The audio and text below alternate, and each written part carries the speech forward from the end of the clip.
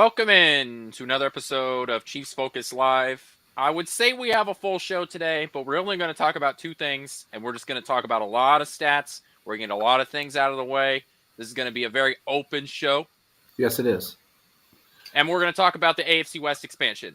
My name is Quentin Morse. We got Thiz running the show in the background. And now two guys whose holiday was not so merry, but definitely full of some piss and vinegar and some angry screaming. We got JP, the old man, and the Professor Caleb. What's going on, you guys? You know what? Doing great. You doing all right? Good, man. I hope your guys' Christmas, all things considered, did well. It was kind of interesting having Christmas on a Monday, and so, getting that 3-day weekend. It was nice. I needed it. Yeah. Next week you might get next year may get a 4-day, depending on how your company is. Naughty or not. Yeah, because it's it's a leap year, right? So isn't it on a Wednesday next year? Maybe. I think it is. Yeah. Yeah, you're right. It's Wednesday because it is a leap year. So it's going to be interesting. Did you have a good Christmas, Caleb? My Christmas shopping even further. There you go. I had a good Christmas. It was nice. Good, man. It's a little weird having it all. It's weird with sports on that day because it feels like 10 years ago there wasn't that many sports on TV. Now it's feels like Thanksgiving in a way. I don't know. Yeah. Christmas doesn't feel the same, but maybe because we're just all getting older. Yeah, Saturdays didn't feel the same with 3 NFL games back to back like that. It just kind of threw me off, but it is what it is. Yesterday was a very eye-opening experience. That's a good way to put it. I got a hot take, so get ready. I'm ready for the hot take. If you look at this team, and this is not gonna be a bashing moment because it's really, hey, what's up, man? We'll get to your questions in just a few, brother. I promise. This is not going to be a bashing station seminar. It's not going to be any of that. This is kind of a learning experience for a lot of people. The stats for the Chiefs this year are very lopsided. Their record is not indicative of a lot of their stats. And there's a few things that really just blows my mind about how this season started and how it's ending to a degree. But I want to get your guys' thoughts, and then I can get into this really quick, or we can do it the opposite. It's really up to you.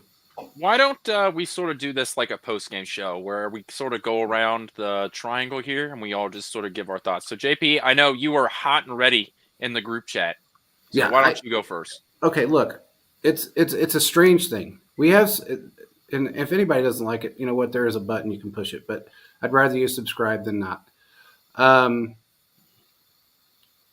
There's a lot of shit going around that, Mahomes was crying on the sidelines. That was not true. Somebody took a moment when it was freezing cold outside and his eyes were watery, so they assumed he was crying. He was not crying. He was pissed, but he wasn't crying.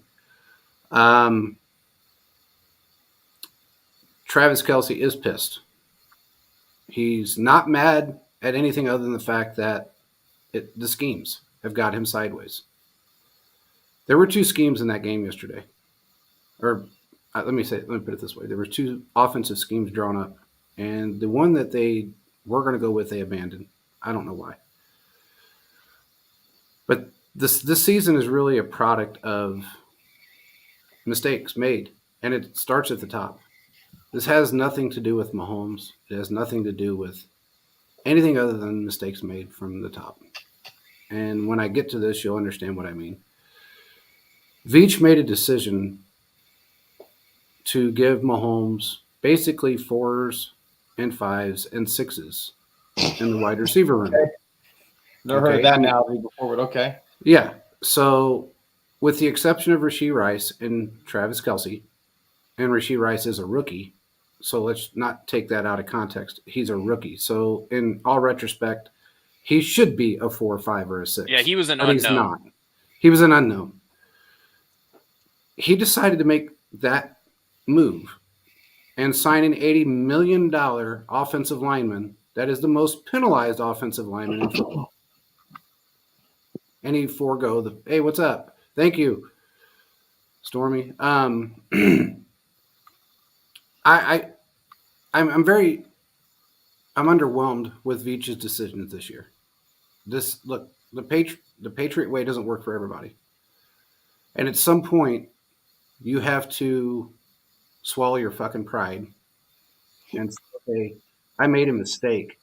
I have to fix this problem. We all knew at the trade deadline we needed a wide receiver. Caleb, you were the fucking first one to say it. You were on the bandwagon, and I was on the bandwagon since last offseason. So real quick, I want an apology from JP. I apologize from Quentin. So wait, what did I do? No. Because I was telling you guys this in August, July, March. Like, all right, here, Caleb, you ready for this? This is clip this, put it on a YouTube short, whatever. I was right, but continue. Caleb, the professor. I would like a formal, sincere-ish apology. Ish. That I believed in the Chiefs too much, and I thought that with the same wide receiver room, that they could do similar things to what they did last year. And unfortunately, they have not been able to do that. So, Caleb, I would like to congratulate you for seeing into the future and being able to predict that the wide receiver room has been more than just upsetting, and that it has, in fact, been by far the worst part of this offense. We've got a couple of comments that I want to address. That. Thank you. It means a lot. Because I did say Aaron Rodgers couldn't do everything, and the Chiefs are put in the same position. But go ahead, Quentin. Go continue. I'm enjoying this. WSI asked the question, which wide receiver outside of Rashee Rice will be starting in your guys' opinions for the next week in the playoffs? I think they just do the same thing. Now, I don't see them changing anything. Look, MVS had 61 snaps. 61 snaps. It was the most snaps out of the wide receiver group on Sunday or on Monday, and he had one target. Yeah. One target. And no catches either. He had one target. That was it. That was his only stat. He was just out there running laps. He was Mr. NASCAR. Just kept on going. Left turn. Yeah. Stormy KC I hated says, that, by the way. Hey, guys. Love the show. I've been listening for a while. Well, I appreciate that. His question is just talking about, should MVS be playing more? I agree with the sentiment of your comment that I don't think he can do any harm. I just don't think that when there's a trust issue, which I think is something that we need to talk about, it's in Patrick this Mahomes list. has a trust issue with the other guys, which is why I think that when you're having your quote-unquote number one wide receiver and MBS is out there for 61 snaps and he gets one target, we know there's a trust issue there. So I don't think that moving guys around is really going to change anything. The one guy outside of Rice that I think has been beneficial, has been okay, has been good in different games consistently throughout the year has been Watson. Yes. And even Watson had a big screw up on that interception because that was actually, I was going to bring that up. He was actually supposed to move up on that play and he didn't. Yes, even though that pass wasn't a great pass, a great decision, he was under pressure. He threw that ball. Watson needs to come back to that football to make the catch. And he did. That was the whole play, though, Quentin. That's my problem with this. That was the entire play. The play was, you run this route, then you come back 3 yards. And he didn't even come back. He didn't come back to the football. He did not come back. The ball wasn't so much of a horribly thrown ball. The ball was thrown the way it was intended to be thrown if Watson would have been in the right position, but he was not. And we've seen this from multiple wide receivers this year, where coming back to the football has been a problem. So I don't know why. Stormy KC. Yeah. When you say you guys, you mean everybody else. You mean everybody else. Yeah, Quentin doesn't like Justin Ross. It is nothing. It's nothing personal. That's why I don't. It was simply that. One, I have a bet with one of my friends that Kadarius Toney will have more fantasy football points by the end of the year than Ross. So that 30 rack is heading my way in the next 2 weeks. But also, I just think the opportunities aren't going to be there. That was a lot of my point, was the opportunities. He's buried on the depth chart. And at this point in the season, I don't see Andy Reid jumping him up. And even if he does, let's say he gets the snaps. One of the big problems at this point in the season is now trust. MVS was open a few times in the intermediate part of the field. Patrick Mahomes just didn't throw the ball. And you can make a few arguments. You can say, oh, well, he was under pressure. Oh, so he didn't see him. Or, oh, he was trying to throw the ball short and the team was scheming things out to Rice and the other guys inside the flats and right around the line of scrimmage. But I think it's easier to see, dude, the guy's open, throw it to him. But Patrick Mahomes didn't because he doesn't trust MVS anymore. Why would you? Here's the problem that I have. It wasn't just MVS, it was open. I know what play you're talking. There was one particular play, and if this is the one you're talking about, Mahomes had Kelsey wide open. He had Noah Gray wide open, and he had MVS wide open. And when I say wide open, there wasn't anybody within 10 yards of any of them. And I think it was on that interception, if I'm not mistaken. It wasn't Justin Watson. It was MVS, Rashee Rice, I apologize, and Travis Kelce. Here's my issue with this. You're going to give an $80 million check to a guy that did well the year prior, but you didn't think that you needed a wide receiver. That to me, that right there, I'm sorry, but it says that Veach doesn't value his quarterback in the way that he should. Okay. And I say that because no matter how good Mahomes is and how good he's been in the past at making wide receivers better than they already were, you can't fix everything. You can't put all those eggs in one basket. And that's what he did. Here's the other problem with this, and I think a lot of people aren't realizing that they're saying, "Oh God, do we miss EB? Really? Do we really?" Because EB has hold on. Jake, I think we miss the accountability EB has because I don't think. Okay, but where's the accountability in Washington right now? Because he has. I think it's a different situation. Hear me out though. Love him or hate him, EB was getting in them players and letting them know you need to work. And that's feel like, and I said this the other day. I feel like with Nagy, you're not getting that. You're getting more of a cheerleader than a coach. Well, you may be, but in the same aspect, my point behind EB is this. Like EB, but it's not a matter of not liking him. It's this. But here's the thing, though. EB brought a sense of toughness and discipline and expectation. And I don't know what Nagy believes in, but I'll tell you this, and Quinn will agree with me. 2015 Chiefs called and want their playbook back. Why are we running screens on 3rd and 7? I agree with that. Why are we doing all these terrible things? But here's my problem. At this point, this is what I'm saying. Because the play calling is atrocious. But here's what I'm saying. And I agree with that. I agree 100%. But here's what I don't like is that everybody's saying EB, he was the bad cop. EB was the accountability guy. He has a plethora of weapons in Washington right now. A plethora. He had his choice.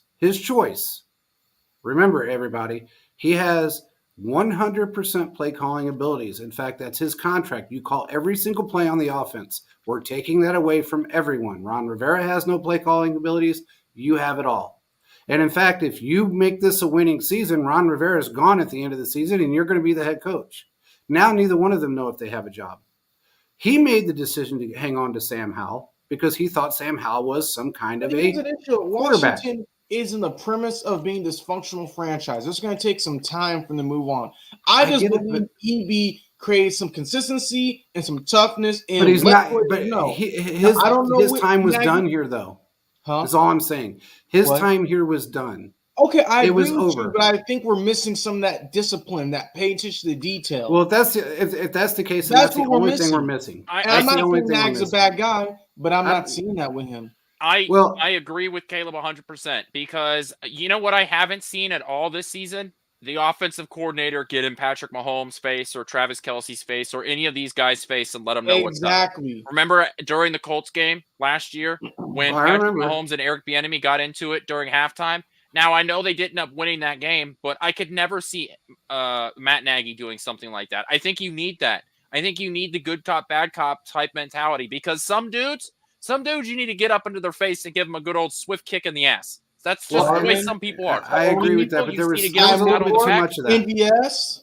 Some There people was a you little need to bit give too a much pat of on the that back and going say, on, hey, though. man, you're good. Hey, you got this. We believe in you. That's it. People are wired differently. And I think the fact that there are just some people that are not responding to the good cop stuff, and it's almost like, I don't want to say they become complacent, but here's a good example. Nate Taylor of The Athletic wrote about this, that there was a media obligation. Head coaches and starting quarterbacks, unless they're injured, have a media obligation after every game. They have to come and speak to the media. Yes, they do. Everybody else, they don't have to, right? They're asked, they can just say no. After the game yesterday, there was one guy, that stood up and talked to the media, and that was Justin Watson. Nobody else wanted to come up and talk to the media. I would like to see some leaders come up and start to take accountability for this. Now, Justin Watson did a good job. Justin Watson came up and said, and I don't have his quote in front of me, but what he said is that they're playing sloppy. It's good to see that finally we're getting somebody out of the wide receiver room. Finally, someone other than Patrick Mahomes is coming to the podium, coming to the media and saying that we're playing bad football. No, Because I agree with you. I'm tired of this idea. It's like, oh, we'll get better. It's a week by week, one game at a time. I'm tired of that crap. Let's come up and take the accountability of saying we're playing like a pile of garbage. We're playing sloppy football. I don't think that this would be as bad as if you had some guy to come in and just give you the old swift kick in the ass. Not like not like Urban Meyer swift kick in the ass, a metaphorical swift kick in the ass. But here's my problem with that, is that I know for a fact, and you guys know I know this, because especially Caleb, because he was here during the 2021 season with me, and he knows the information that I get out of this. This team was fucking dysfunctional with Eric Bieniemy in the offense. There was fist fights. There was shit thrown. I'm just saying there's a point where there's a good cop, bad cop, and then there's a point where you take it too far, and he took it too far. You said it yourself. Are you telling me they lost to the Bengals in the What? NFC Championship game? No, not just that one. It was the entire 21 season. You guys, you went to camp yourself. Okay. And you heard Eric Bieniemy in camp. There is some issues, I would say, when EB was a coordinator. But what I liked about EB, he let people know what things are, how things should be done, regardless if we had some fist fights, supposedly, or everyone was holding hands, singing Kumbaya at the picnic table. People knew you need to pay attention to detail, or else you're getting called on the meeting. The only person I see calling people out is Mahomes and Kelsey. Well, Andy's been calling out. Andy called out Nagy. Someone that's confrontational. Well, Andy's called out Nagy twice on the field. I know in society now we don't like to push issues and like to let people be, but in football and then sometimes in general, you need someone to press that button. And as bad as maybe EB was at certain things, didn't do things the right way, wasn't politically correct and rubbed people the wrong way and did things and things like that, he at least brought a sense of accountability, discipline, and understanding this is how it needs to be done. He was an old school coach who I would say was a little bit overboard at times. But that's what he was. That's what he did. And it's not gotten him anywhere in Washington. But I will say this. But here's the thing, though. Washington is going to be some bad for a while. Why? Because it's Washington. JP, Washington. It doesn't matter. They're new owners. Wait a minute. Hold on. They finally just got some new ownership. I understand. But quickly in the next year or two. Give him some time. I'm just telling you this. Their expectation in Washington, and everybody has said this is not just the people that I've talked to. Everybody has said this. They thought this year that Eric Bieniemy was going to completely turn that offense around, and he has not. They've won less games this year than they did last year. Let's not forget about that. Well, but my other point behind this is Veach also made another decision, which I am thoroughly fucking blown away that he did. He decided to take a defensive assistant and make him the wide receiver coach. Okay, understand something, and I don't give a shit what anyone says. This is the exact same football team that we had last year, the same offensive football team that we had last year, with the exception of an injured Juju Smith-Schuster and the emergence of a Rashee Rice that actually is going to probably end up with more yards and already has 6 more touchdowns than he did last year. Mahomes put up the most yards of any quarterback in football, and they won a Super Bowl. There is a problem with this wide receiver coach. The offensive coordinator is not the guy that teaches the wide receivers the calls.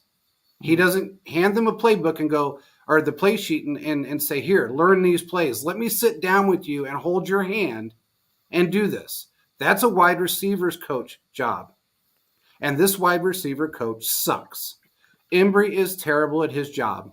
It's that simple. You cannot tell me for any stretch of the imagination, no one's going to be able to tell me that you're going to take the exact same football team with a better wide receiver than you had last year. Still no number one wide receiver last year because we didn't have one. Rashee Rice took the place of Juju Smith-Schuster. He's on pace to have more yards, and he already has more touchdowns. So, in essence, he has taken the place in a better position than Juju was in, and he hasn't been injured this year. Now, you're going to tell me that this team, the one main major change that affects the wide receivers is the wide receiver coach, and this team went from 5,250 yards, 46 touchdowns, and winning a Super Bowl to squeaking through an AFC West and getting beat, beating themselves, not even getting beat, but beating themselves because of bad wide receiver play. There's only one correlation there, and that's the wide receiver coach. Okay. Because Matt Nagy is not in control of that. Let me jump in here because I agree with you a little bit, but I also disagree because I guess that's just what I do all the time. Well, that's your job. Yeah. So I agree with you in the sense that there have been some bad mishaps with the wide receiver play, like we just talked about with the Watson not coming back to the football, not attacking the football, and it baffles me. It blows me away, and I don't have a reason for it outside of it's just bad. It's bad football. On the other hand, I've got a couple of things that I want to say. One, I think that the coaching staff should also get credit for Rashee Rice because he is a rookie and he has come in and he has become a number one wide receiver. So as bad as the other wide receivers should be, they should also get credit for what Rashee Rice has been able to do as a rookie. Now, does that balance out all of the other stuff that has been done with the other wide receivers? No, absolutely not. The rest of the core has been bad. But I do think that they need to get some credit for what Rice has done. We just need to keep that in mind. But I also think in that sense, though, Quentin, and I don't want to interrupt you, Rice was an elite talent coming into this fucking NFL. There's no doubt about it. This kid understands football. A lot of these guys, Sky Moore didn't know shit last year. And to be honest with you, he knows less this year. So you can say that, but then you also have to look at the level of talent that you're working with. Because Rashee Rice is really a wide receiver one in a rookie year. He's surpassed every wide receiver rookie in Chiefs history. He has surpassed every wide receiver that Andy Reid has drafted, and he did it by week 16. Well, here's what I like to add, kind of to your point, JP. I kind of see where both guys are coming at. When we look at our different moves that the Chiefs have done, a couple different things. Number one, Cornell Powell, Chiefs wide receiver, has really only made the field on special teams. Sky Moore had half, not even a fourth of a good season. We let Juju walk, which is understandable because of his knee, but there was no immediate impact. Mahomes can only do so much. Now, Rashee Rice was a great get, but I've been beating the table, and I said this in the past. So, JP, I didn't get my apology from you. Thank you, Quentin. I already did. I gave it to you. I said I apologize. You need to get a dog, a playmaker George Pickens. You saw what he finally did when a quarterback actually threw it his way. He tore up the Bengals. That dude can play. This is what the Chiefs need. We need to stop going after, and I'm going to get some flack for this, but the Chiefs need to stop going after small receivers who can run the route tree. We need some playmakers. I need a Calvin Johnson. I need a Randy Moss. I don't need a Wes Welker that doesn't have a Tom Brady. I need a guy that can go out there and catch the ball. Yeah. Because we're going through the same thing over and over and over again. This happened to Aaron Rodgers, and I'm going to repeat this story again. Aaron Rodgers was asked to fill all the different issues. We don't have the front office of Packers like, we don't have an extra defensive end. Aaron Rodgers will help us get the points to figure that out. Oh, we're not going to give you a bunch of good receivers. Aaron Rodgers figured it out. This is a team game. One person can win you the game and one person can lose you the game, but it takes a team effort as a collective to fix these issues and problems. Yeah, and what we're saying is Veach a great GM? Yes. He has made some moves that were great, but some of the moves he has made has been very questionable. You can put only so much in your offensive line. That group was supposed to be the Secret Service, and they got Mahomes killed several times this season. You need to give the ball to the pass catchers. I don't understand. There's no with cap money. We have draft picks, but we're not firing firing things at the trade deadline. 49ers and Eagles are always relevant, are finding ways to make moves, but Brett Veach can't. We all have the same picks. We all have the same money for the most part, but they're able to do stuff year after year after year. I need to see him be a little bit more aggressive. Now, I know we can't get a Mike Evans, but Michael Pittman could have helped. They're basically tanking. You got guys around the league. There's no reason to bring in Deshaun Jackson or Jarvis Landry at this point in the game.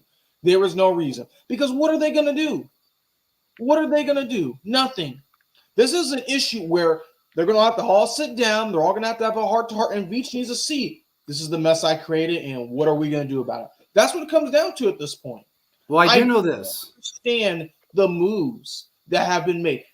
There have been some great moves, but there have also been some bad moves. If you see a playmaker at wide receiver, I need a guy that can go out and catch the ball. Sky Moore, I like the guy. He's not terrible, but dude hasn't been playing well. Second round pick, Hardman did his thing for the most part, but we traded a pick to bring him back. What has he done?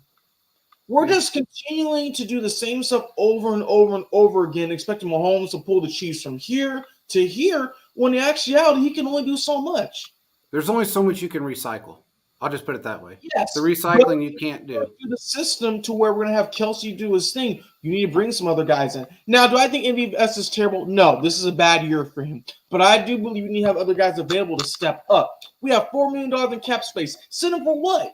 What's that? That's what I would. That was my next point. Is that going to be for Carcon's retirement party when he sells the team, or for Brett Veach, or for something? Because this money, for some reason, just stays there and they don't use it. You got to be aggressive. I agree with you, Stormy. I would have been happy. Shoot, sign Julio Jones. I know he has turf toe all the time, but at least he can try to catch a ball. Here's my thing with MVS. I'll bring up one thing about MVS real quick. I've talked to numerous people, and then I went back and watched, because I didn't watch a whole lot of Packers football. It wasn't my forte, but I went back and watched some film from him with Aaron Rodgers. He had more drops than catches. I'm sorry, but he did. We paid him to come out here and be a deep threat decoy. And last year, did he step up a little bit? He did. But for the most part, there was a reason why Green Bay let him go. Aaron Rodgers? No, MVS. But here's the thing. Okay, go ahead. No, all my point is that he's known for dropping balls. He's known for not making the catch. That's what he did in Green Bay, and that's why they released him. Because they thought, and Brett Veach thought, okay, he'll fit better in our system, which I understand that to a degree. There's times we've proven that as a team, collectively, that there's players that fit better in our system than they do in others. There's players that fit in other systems better than they do in ours. We know that. Veach has been, for the most part, very good about making sure that happens. My problem with it is that he is paying a guy $4 million more than the entire wide receiver room combined. And he has caught nothing this year. I mean, 5 passes all season long? I mean, honestly, he's not done well. There's mistakes you can make. You can get cheap in certain areas of football. Mm-hmm. There's certain areas you can be a little cheap in. But you don't do it in the wide receiver room. Not in this day and age. This is not 1993. You cannot expect very minimal. How should I say this? I don't want to sound like a dick. Okay, you can't expect below average wide receivers to step into this league, into our system, and perform like other people have. You can't, unless you have the right people teaching them to the game. Mahomes can only teach so much. Mm-hmm. He can only do so much. And for everybody out there that was bashing him, fuck off. Because, yeah, he made his mistakes, but you got to expect that when you're sitting in a situation that you have nothing, and I mean absolutely nothing, and you went all season long in the same position with nothing. You don't expect him to come out and just be a magician and do everything. I mean, it's obvious that he's struggling because of this situation. It is what it is. It's sad, but it is what it is. Now, here, I want to give – this is something that fucks me up. The Raiders actually scored 6 points yesterday offensively. Yeah. 6 points. Six fucking points. Okay? And their 6 quarterback points. didn't complete a pass in the second, third, or fourth quarter. No, he actually did complete one in the fourth for 2 yards. They considered that a pass. But I agree with you. He was 12 for 21 and 62 yards on the day. No touchdowns. Our defense, just so you guys understand, points. Now, this is total offensive yards allowed. Okay? 287.3. We're second in the NFL. All right? Points allowed per game, 17.7, second in the NFL. Opposing team passing yards per game, 173.8, third in the NFL. Opposing 20-plus yard plays, second in the NFL. The Chiefs lead the league. This is fucking a weird, stupid weird stat. Mm-hmm. The Chiefs lead the league in the last 2 minutes of the first half in points.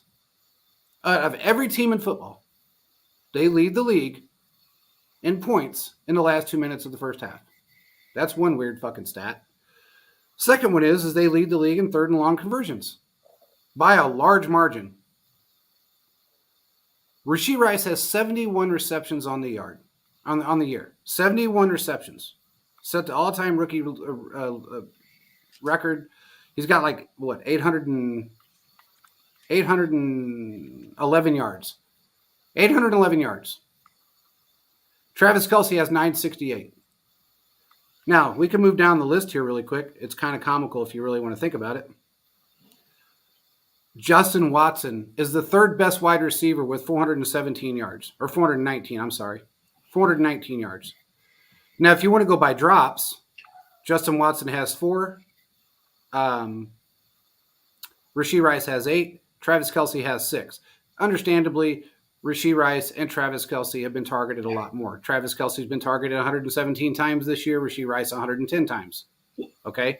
So when you're top 3 guys and you expect Travis Kelce to be one of them, but your second best wide receiver is a rookie and your third best wide receiver is a rotational piece, and everybody else is just that we thought was going to get more yards than all the rookies and everybody else combined are down in the hundreds, less than that. Some of them have no yards whatsoever.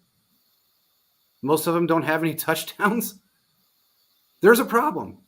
There is a problem. That's an issue, man. No matter how you look at it, that's an issue. And I will say this. Rashee Rice is an elite talent. There's no doubt about that. Next year, he's going to be fucking phenomenal. He's going to be a phenomenal player. He's already a great player. Wait until you see what he does next year with a year under his belt. Because he's proven to everybody that he can play this game. This is a mistake on Veach. There's no other way of saying this. What would you say? Would you put it on Veach? Would you put it on everyone? I'd put it on Veach because Veach is the top dog. Veach is the one that makes the decisions on whether we sign somebody or whether we sign somebody else. Or we don't sign anyone. I would say the answer is yes to that. Okay, yes. I think it's on everybody. I don't think it's fair necessarily to say that this is just on one person. I think that part of the blame goes to Brett Veach for the fact that there were no other wide receivers brought in. I would say part of the blame goes to Chris Jones for his contract dispute, because I do think that if there were some cap space open, maybe the Chiefs do make a play for a DeAndre Hopkins. It does seem at the very least that they were trying to, because he was waiting for so long to sign somewhere. I wasn't in on signing OBJ, and I'll go with that until the very end. I was much in Played on his ass off. DeAndre Hopkins for that. What, JP? He's played his fucking ass off all year. I know, but I'm sticking with it. I mean, I'm not gonna sit here and lie and say that, you know, I wasn't out on it. I agree with you, Stormy. I think that the biggest thing is, I mean, I could keep going down the list. I think it's Andy Reid's fault because I don't care what the narrative is out there. It's Andy Reid's offense. It's Andy Reid's team. So any problem with the offense, I'm putting on him first. Even if it comes back to the offensive coordinator, you're the one that hired him as the offensive coordinator. Yes, you're the offensive guy. I'm putting the blame on you. You first. So any problem with the defense is Spagnuolo's problem because Andy Reid isn't involved with the defense. It's Spagnuolo's defense. So I'm putting the problems with him. I'm putting some of the blame on Patrick Mahomes because he's made some dumb mistakes this year. He's made some bad throws that have led to interceptions. I'm putting the blame on the wide receiver core because they can't catch the damn ball because they bop it up like they're playing ping pong. I'm putting the blame on wide receivers for not running the correct routes, for not lining up correctly. I'm putting blame on the offensive tackles and the whole offensive line because for some god-awful reason, they can't keep their hands inside the pads or they're false starting. I'm putting blame on everybody. It's not black and white, people. There's a ton of gray to go around. This is an entire system's fault. It's everybody's fault. And firing Matt Nagy or going out and getting a wide receiver or cutting one guy is not going to fix the problem. You need to restructure it. And I know people probably don't want to hear that, but I think it's an entire issue. I think the biggest thing that if you were to pull apart all the stats and we were no longer going to talk about any of the stats, which I know is weird for me because usually I'm the guy that likes to look at the analytics and stuff like that. Doesn't it just look hard, right? Doesn't it just look like moving the ball is a pain in the ass? Where yes, and there's times it looks like it's so easy though. And you're just like, God damn it. It just doesn't seem like you can move the ball down the field. And maybe it's because they can't throw the ball deep. If you look at the passing chart from Next Gen Stats, constipated. Patrick Mahomes was 27 of 44. Right? Yesterday. With one touchdown and one interception. He had over 20 passes. 22 of his passes were less than 5 yards. More than 10 of those passes were at or behind a line of scrimmage. And it's crazy how close to the line of scrimmage it was. I don't remember, even going back to the Alex Smith days, I don't remember a single game where Kansas City focused so much behind the line of scrimmage like this. I mean, it's 18 passes were at or behind the line of scrimmage. Nagy. Yes, that's coming up next. Here's my question. That's a Nagy thing, Quentin. No matter how you look at it, it is. His friends, people he's comfortable with, should he hire people who are actually maybe qualified? Quentin, what do you think of him on JP? I think that Matt Nagy is qualified to be an offensive coordinator in this league. He Not has what before. I'm saying. He's been a part of Kansas City's successful offenses before. Like I said, he is part of the problem. Yes. But it's everybody's a part of the problem. It's not just one. But it starts at the top. But here's the issue, though. He was on this team. He was the OC when the Chiefs started off 5-1, dropped 6 games, end up, I think, they won 4 or 5 games straight. Then the playoffs, they're up 21-3, and then later done the second half with offense. He was our OC. I'm seeing similar play calling. I've seen similar things. And then he somehow got a head coaching job. And he took them to Hey, there's that. Now look at this. That is 100% correct. He did have Brad Childress with him, and that was a huge help. He doesn't have a Brad Childress next to him anymore. I'm just telling you that if you go back and you look, that's 100% spot on. When you have Brad Childress next to you, that's a little easier to overcome a lot of the shit. But what you're saying, Caleb, is 100% true. I'm just seeing 2 similarities, and I'm not trying to hate on the guy, but I'm just I'm just saying you're 100% right. There was plenty of games between 2000 16 and 2000. How long was he with the 16 He to was 18? here. Right? So Peterson got hired by the Eagles a year I think they lost to the Steelers in the playoffs when the offense could not score. So a that was touchdown. 2016. And then Nagy was OC next year, and they got hired the year after that. Then Bieniemy had a record-breaking offense, and he didn't get hired. So that's what I'm talking about. It's a little weird to me how mediocre performances get you a head coach position. Well, I think he took the Browns to the playoffs. Let's not forget, or he took the Bears to the playoffs. Let's not forget he did that. four out of the 5 years. Yeah, with Mitch Trubisky as his quarterback. I know they had a decent defense that year, but let's be honest. It's not like Matt Nagy is a bad coach. Okay, let's not go that far. No, he's not. But what we are saying is, and I understand what Caleb's saying. I'm saying this has been an issue. He was an issue with this before. Similarities with this offense, throwing these screen passes on 3rd and 7. Yes, and that's fear that are willing to open up the playbook. But see, what I'm seeing right there, Caleb, is fear. The play calling has dropped back 7 years. That's fear. That's nothing fear. has changed. That's fear. I'm telling you. When Alex Smith was with us, he was a great quarterback, but he was a limited quarterback. Everybody knows this. He was very limited in certain things that he did. And Matt Nagy adjusted for that. When he had Trubinsky, he actually limited Trubinsky in a lot of ways, but he still took him to the playoffs. His fear and his trepidation is what's killing him. Mm-hmm. And it's what's killing this team right now. And I agree with that part. But this is my point. The only rebuttal I have to what Quentin said is this. It starts at the top. Okay? It's not just Andy that hires everybody. Brett Veach has to sign off on everything. He's the GM. So if he wants to go cheap and bring in a defensive assistant that's been a defensive assistant for a couple of years because his daddy was in the NFL as a coach at one time, and this kid was a wide receiver at Blue Valley High School, so that makes him an authority on wide receivers because he came in cheap, that's on him. That's fucking Veach. Don't be cheap. You want to win?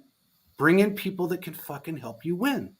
If you have a wide receiver core, and there's nobody who's going to tell me any different. If you have a wide receiver core that did what they did last year in the exact fucking same positions, and you don't utilize them the same way, how many times was Noah Gray on the ground yesterday? I mean, honestly, if you look at it, he was used very sparingly yesterday.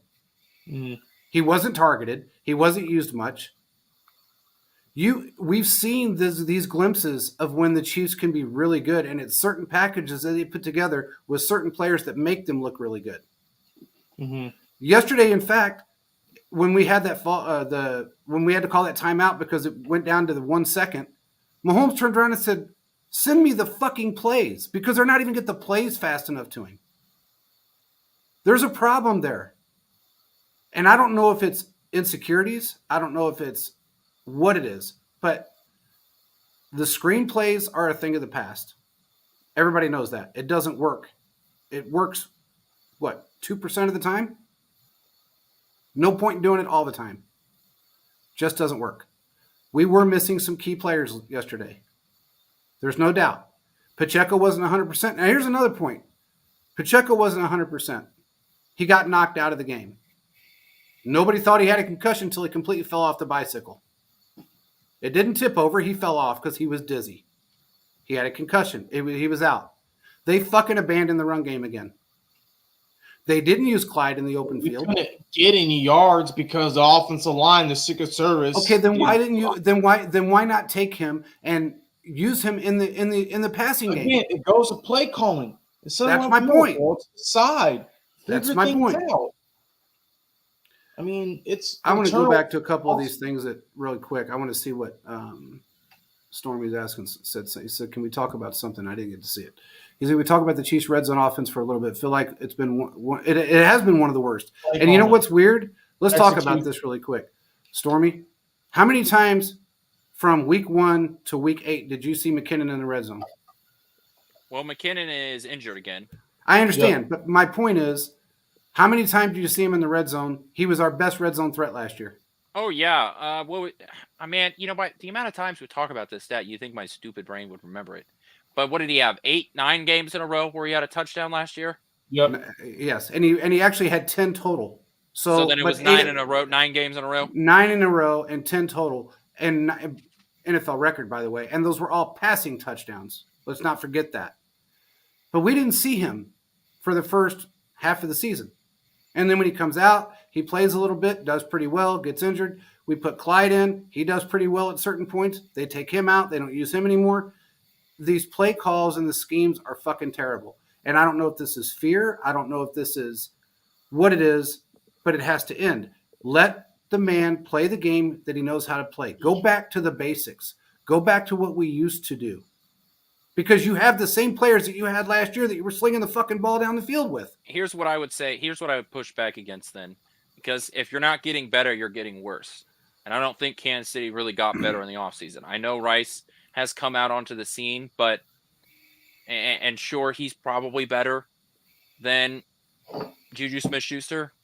But here's the thing is that Travis Kelce isn't the same player that he was last year. MVS isn't the same player as he was last year, right? So I just think overall this wide receiver room has gotten worse, and it's been reflecting that. I think part of the problem, though, if you really look at the games, Travis Kelce hasn't gotten worse. It's really fucking hard when you spent your life being double covered, and then there's nobody else that puts the fear in any defense, so they're going to triple cover you constantly. And then when you finally do get an opportunity, your hands are like butter. Dropping balls too, though. That's what I'm saying. He's dropped 4 passes this year. Passes. 4. He's had 4 drops on 110 attempts. He's dropped 4 passes. So I know, but what I'm saying is, at some point when there's no fear of anybody else on your football team, now they're starting to fear Rice. Now, in the last 3 games, they're fearing Rice. Kelce's been non-existent because he's been triple teamed the entire season. If you go look yesterday, they had 3 people on him constantly because they had no fear of MVS. They know Mahomes ain't going to go downfield. They know it. They just don't have any fear. We're not doing anything that is remotely special to make people scared. All we're doing is proving to people that we are scared. That's exactly what we're doing. We're showing everybody in the NFL that we're scared to throw the ball downfield. We're scared to put the ball in the air. And then, out of the fucking blue, the offensive line decides just to take a shit. On Christmas, out of all days. On Christmas, they took a shit on Mahomes on Christmas. And then a dog owned by the Hunts took a shit on the field after the game. That tells you the trajectory this team is going in. So here's my question to you guys. I want to hear from Quentin first and then JP. Is this season salvageable? Can the Chiefs do what they're supposed to do? Quentin, I want to hear from you first and we'll go to JP. Yes, because you have Patrick Mahomes and the any given Sunday is 100% true in the NFL, and you have an elite defense. So yes. That plus Rice has big play capability. Kadarius Toney has big play capability. I know he wasn't a participant in the offense on Monday, but it's true. He is big play capable. You still have Travis Kelce, even though he's beat up, and you still have MVS. So yes, this is not like a completely lost season. Throw in the towel, knock down the building and turn it into a parking lot. This is just the way that it's going to be though for the rest of the season. It's going to be a tough road. It's a tough road. Here's my opinion on this, and I'm not going to get into all the conspiracy shit because it's stupid. But you know what's weird? And Thiz and I talked about this off air. Vegas at the beginning of the season had us winning 11 games. And then, hold on, they also had us going back-to-back and winning the Super Bowl. Right now, we're on a trajectory to win 11 games. If we beat Cincinnati, we're definitely going to win 11 games. The Chargers can't beat us. On our worst day, the Chargers can't beat us. The Raiders. Huh? No, the Chargers are a totally different football team than the Raiders, dude. They're so bad that, I mean, honestly, they're fucking terrible. They're not going to beat us. But next week is going to be a deciding factor. So look, man, and people have seen what we have done all year long. Okay. This is why I'm bringing this up, because people have watched this team slowly implode all year long. Win a game, lose a game. Win a game, lose a game. All season. If everything Vegas says comes to fruition at the end of this season, people are going to fucking explode. They are going to know for a fact that the NFL is in cahoots with fucking bookies. Because if they predict us to go win 11 games, and then they predict us to be back-to-back Super Bowl champs, and that ends up happening, wow. That's something that everybody's going to see and hear and listen to. But I agree with Quentin. I don't think this is not I'll take this back. Monday I was so pissed off I thought we're one and done. I really did. I thought we were one and done. I was mad. Watching how that game played out, I was just like, okay, fuck. If we're going to continue like this, we're finished. No matter where we land in the playoffs, we're done. One game, we're through. I don't see that now. I had some time to calm down and think about everything and look at the stats and look at everything that's gone on. I agree with Quentin. We can salvage this season. We have back to the number 3 defense in football after yesterday. Mm-hmm. Or number 4, I'm sorry. We have a top 5 defense. No matter how you look at it, it's a top 5 defense. We have Patrick Mahomes, who can fix anything if he's got his mind set to it. We also have Andy Reid. Arguably, people say he's the second best head coach ever. I don't know if that's true or not. I could say he may be the the best head coach ever. I don't know yet. The reason I say that's because he's the only coach that's taken 2 different franchises and won the games that he's won and had winning records with 2 different franchises and never had a losing record with a franchise. Mm. He's the only – Belichick didn't do that. He's fallen apart. And here's another thing that I think people need to realize. Do you realize that the Patriots just beat the Broncos? The team that beat us? Let's get into the AFC West expansion here. Let's do that. Okay, so the way we do this is we go down the AFC West. Obviously, we've talked about the Raiders and Chiefs, so we'll just do the Broncos and the Chargers real quick. We go in alphabetical order because even though there are only 4 teams, my brain might forget about one of them. So we're going to start with the Broncos here. The Broncos lost to the Patriots 26-23. It was a very weird game as the Patriots had like 24 unanswered points. Yeah. The Patriots scored 3 touchdowns in the third quarter, which was a season high for them. And the defense just broke down. The Broncos defense just broke down. This is what happens when you don't get 5 turnovers in a single game as the Broncos. Ezekiel Elliott, though, 12 carries for a whopping 27 yards. This was receiving game, though, was good. Just a weird game. Think about that. Points, 21.50. Think about this, though. The 26 points that they scored, if I'm not mistaken, and I heard the stat correct, that is the most points they've scored all season long in one single game.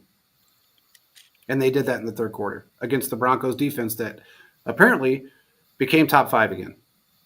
So that kind of goes to show you that when we lost to the Broncos, they didn't beat us. We beat ourselves, just like we beat ourselves in every game we've lost this season. I just wanted to bring that up. The Broncos are not what everybody thinks they are. Russell Wilson played like ass, as usual. And they could say, oh, well, they were missing 1 player. Okay, well, we were missing 3 yesterday. We've been missing players all season long. Mm-hmm. We missed players all last year. They're not the team that everybody thinks they are. They went on a little hot streak against some really bad football teams, including us, because we were playing like pure ass when we played that game. So the Broncos, in my opinion, nothing special. Yeah, they moved to 7-8. That loss really hurt their playoff chances if they really feel like they had any left. But yeah, Broncos are still not a good team. They got sacked. Russell Wilson got sacked 5 times yesterday, and I know I've been saying this for a while, but I'm going to keep saying it. Sacks is a quarterback stat as much as it is an offensive line stat.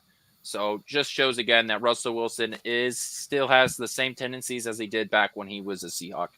Yep. Mm-hmm. And that's the exact reason why Pete Carroll wanted to get rid of him in 2017. And they wouldn't allow that to happen. They didn't want him around anymore. So the Broncos just bid on it and ran like idiots. Now, surprisingly, the more interesting of the two games, we had the Buffalo Bills visiting the Chargers. The Bills beat the Chargers in a very close 24 That was weird game. Very weird game. Yeah. It was back and forth really throughout the whole game. The fourth quarter, though, there were 4 field goals kicked, with Tyler Bass kicking the game-winning field goal with 28 seconds left. Dicker, the kicker, you kicked 3 field goals, a 47, a 45, and a 53-yarder, all in the fourth quarter. It would have been very helpful for the Chargers to beat the Bills for our sake. A guy by the name of Easton Stick was the Chargers quarterback, which I swear to God is a Madden creative name. This is just an example of the Bills winning a very close game, and I think this is just sort of defining of their season, and to an extent. Josh Allen had an interception, and the Bills lost 2 fumbles. So once again, a very turnover-friendly team, and they were still able to pull through because they're able to make some big plays down the field. Yeah. I mean, Gabe Davis had 4 receptions for 130 yards. Yeah. Ooh, it's a lot of fantasy points. A lot of fantasy points. Not as much as Amari Cooper. That's true. Man. Amari Cooper is something, though. We could have had him, too, by the way. For anybody that wants to know that, we could have had just Amari stop. Cooper. You're hurting me. Yeah, well, that was another one that Veach decided to pass on. But anyway, yeah, that was weird, and it kind of gives you an indication that we beat ourselves because we should have easily beaten the Bills, and we didn't. Our defense held up. Our offense didn't. That tells you right there. Easton Stick, I agree with you, is a made-up name. I swear to God, that's a mad. Either that or his parents didn't. Look, you can either dribble that. a football. That's great. That's fantastic. There's a video going him doing that. That's fucking awesome. But that name right there, it's one of two things. It's either made up or his parents did not like him. There's something they didn't want him. He was not wanted. There was a race car driver back in the 70s by the name of Dick Trickle. So if you're going to name your kid Dick Trickle, you were not wanted. Your daddy did not want you, and he decided to call you Dick Trickle. There's no difference in Easton Stick. I was really hoping Chase Daniel was still going to be on the team because that's my hero. Yes. Yeah. Legend. Yep. Oh, I just, this got is a good guy show, by the made way. like $1 million per completion. Yeah. He's got a great podcast now. Does a pretty good job. He's rivalry. He's a rivalry with Kurt Warner on the podcast thing, quarterback. So, hey, it is what it is. We'll get to your comments here in just a couple of minutes. I look. The Bills' defense isn't that great. They allowed that to happen to them, and their offense apparently is just as wishy-washy as ours. So, kind of is what it is. The Bills will struggle in the playoffs. We don't know what we're going to do in the playoffs because, look, right now the best we can do is the number 2 seed, and that's with everything falling our way. That's the best we can do. Number 1 seed is out of the question. Not going to happen. And I feel like the number 2 seed is really out of the question. Yeah, it's to a degree. It is. I mean, mathematically, we're still able to get it. Yeah, mathematically, you're still there, but mathematically, a lot of things. Yeah, mathematically, the Raiders are still somewhat in the playoffs, and so are the Broncos. So, yeah, with 2 games left. But I'm just saying, right now, the best we can do is a 2 seed. We're probably going to end up with the 3. If we get the 2 seed, we do get a home field game, which is great. We just missed the bye. Look, you know what? I would rather us have the 2 or 3 seed because Mahomes plays better on the road. And I think that's what this team needs. I think they need to go out tough. Just like they're playing this season tough, making it difficult on themselves, it needs to be difficult on them during the playoffs. That's just my opinion. Moving on. We do have these last 3 comments. Joseph from Facebook. Until our receivers learn how to run routes and sit in zones, we won't. I think this is referring to, just really the conversation about our offense. They can't beat man-to-man coverage. They can't find a spot in zone coverage. Our offense is pretty stagnant. I pretty much agree with a lot of it there. I mean, a lot of it is with the passing game and the struggles there. Anytime Mahomes moves out of the pocket, it hasn't been that second guy outside of Kelsey that can take advantage of some of those open holes. So I do agree with a lot there. Stormy KC, Chiefs big name losses, including the Bills and Eagles. Like you guys said, we beat ourselves. We can play with them. It's just miscommunication, and the penalties are the reasons why we lost. Yeah. I mean, 100%. It really is. I mean, you see the talent level that get out there when the offense gets rolling for a couple of drives. You see the talent level and what's there. It is just really difficult to get the thing going. It's like a lawnmower that was made in 1987 and you left in the garage for 15 years, and then when you move the Christmas decorations now, you're like, oh my God, is that a lawnmower? Yeah. And you try and get that bad boy going, and it just, no matter how hard you pull the cord, it's just not moving. Unless it's a lawn boy. Those can sit for 30 years and start on the second pull no matter what. They're the best. But anyway. Final comment from Will. The Chiefs haters are loving this. The Chiefs offensive struggles, calling Patrick Mahomes a crybaby and making a big deal about the Travis Kelce slamming his helmet to the ground. Yeah, look, when you're the highest man on the mountain, the harder you fall, right? If this was happening to the Panthers or the Bears, nobody would care. It wouldn't make the highlights because nobody cares when the bad teams play bad. They care when they play bad. So exactly. It's going to continue to happen because the higher you are, the mightier you fall. And this is just something that Kansas City is going to have to deal with. All right. And also remember, too, those haters, if you go looking at most of them, those are guys that aren't even close to a playoff berth. So it is what it is. You're going to get that kind of shit. And like Quentin said, we're the top dog. We're the Super Bowl rating champions. Everybody in the that is an NFL fan, whether they started to be in 2018 or if they've been one since, 1960, they wanted to see the Chiefs fall at some point, and they think this is the demise of the Chiefs. You're wrong. It's not. This is a learning curve. Vengeance. Yeah, that's really kind of what it is. He said, which do you guys think can go on the opposite sides of Rasheed? Brian Thompson Jr. from LSU. Yeah. Just came out of nowhere.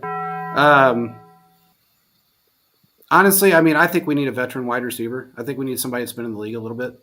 I don't think we need to go and just pull another draft pick and have a bunch of rookies on the team. We have to find somebody that is, we have to actually trade for somebody that's willing to come to this team and help us win this, And I agree with you on Richie James. Richie James will be back next year because Richie James is a good player. There's no doubt about that. Richie James could probably do it. And again, I agreed. He could be that guy this year. He's a good player. He runs great routes. He's strong. He's physical. He just needs to be on the field more. And again, that could be something that Andy's holding off on. He's just holding off on it a little too long because now we have lost to two teams that we haven't lost to. I mean, honestly, Mahomes was what? He only had 2 losses in his career in the AFC West, and now he lost 2 in the same year. So that's holding off too long, in my opinion. He said it's both just keep throwing darts. Yeah, I mean, but they have to fix the offensive line. The last thing I want to say about this is there's going to be some restructures done. Don't expect Jawan Taylor to stay on an $80 million contract. That's not going to happen. So that will be done at the end of the season. Regardless of what the turnout is, he's going to get restructured. Chris Jones will most likely be extended. He does want to stay. And I got that very, very close. I need to see that in writing, video confession, everything. He's already said it, and he does want to stay. Also, extend L'Jarius Sneed. Get it done now. Because if you don't, you're going to fucking regret it. We have to keep some part of this team together. And the defense right now is the best part of this football team. And you can make moves to extend these players and bring your cap space to where you need it to bring in who you need to bring in and still sign the players that you want to sign. There's players that everybody's so concerned with signing next year that we don't have to sign next year. Creed Humphrey's one of them. Trey Smith is another one. You don't absolutely have to sign those guys next year. move the money a little bit around a little bit, and make it happen like every other fucking team does. Every other good football team does it. Right now, the Ravens absolutely look like the best fucking team in football. After what they did last night, they look like the best team in football. If anybody says any different, they're crazy. Because they stomped a mud hole in the 49ers. It is what it is. The 49ers look like children last night. Brock Purdy threw for 4 interceptions. Not the MVP. Hey, but you know what's funny? I got to say this before we go. Did you see George Kittle's press conference? It was phenomenal. They asked him, what do you think about this? What happened? This is not indicative of a 49ers football team. And he says, well, the NFL scriptwriters sure got this one correct. I've never seen Brock Purdy throw for 4 interceptions. And in fact, I haven't seen a 4 interception game out of the 49ers since 2018. Merry Christmas. And he walked off. That right there threw a lot of doubt in people's minds, because for Kittle to come out and say something like that, that was insane. And Joe, I kind of almost tend to agree with you because of their defense and the way Joe Flacco's playing right now. I'm sorry, who? Yeah, man, they're playing Joe good. Who? Fluco. Thank you. Well, I tell you what, his fluke has panned out to be pretty damn good this year, and that's not a fucking a quarterback-friendly offense. I'll just put it that way. Because he's outplaying Deshaun Watson in every aspect. Every aspect. So I would not put anything past the Browns this year. They're a good football team. All right. They got a great fucking defense. Talk about PFF or PSF and take us home, JP. Stormy, I don't know where you've been. Scott, I don't know where you've been. Joe, I don't even know where you've been. But you need to download the PSF app on your phone. It's very simple. It's called Pro Sports Fans. Looks like that little emblem up in the top of the screen. Download it. Every Sunday we do a game. It's a live game cast. It's like Manning Cast, but without the Mannings. You can say what you want. You can come on audio if you want. You can come on video if you want. It doesn't matter. Join the group. Join Chiefs fans and follow us on there. It's a lot of fun. We do it every week. Thiz is on there. We've had Boo Boo Smith on, Phillips on every week. I've been trying to get one of these two guys to come on, but they're always too busy for us. So join the chat, join the game, join the fun. Do what you got to do. Oh, that is you, Joe. That's right. Holy shit, that's Joe Boo. I didn't realize that was him on there. He's on there all the time. In fact, he's one of the ones that is always commenting on there. Joe, how we get we get animated. So it's fun. Make sure you join. It's a lot of fun. Tell your friends about it, and like and subscribe on YouTube, please. Tell your friends about that. Buy us a cup of coffee here and there. With that being said, we appreciate everybody for joining, and we will talk to you guys again Sunday. No, wait.